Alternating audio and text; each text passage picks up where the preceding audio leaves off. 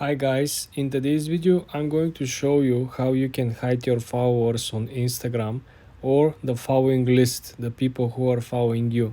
This is very important video guys, so you want to make sure you follow the steps.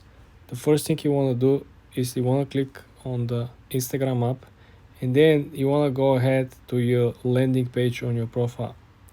When you're over here, you want to go ahead and click on the upper right on the three straight lines. When you're over here, you want to click on settings and privacy. Over here guys, you want to focus on essentially the section that is right over here, who can see your content.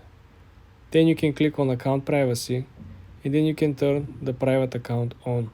This simply will prevent people from seeing your content. This will prevent people from seeing who are you following and who is following you. You know how they can come up on your account and they can see the numbers of the followers or people who are following. They're going to try to click on these numbers, but they're not going to be able to launch the list of these people. This is what the private account will prevent them from seeing or doing. For more tips like this guys, subscribe and like this video.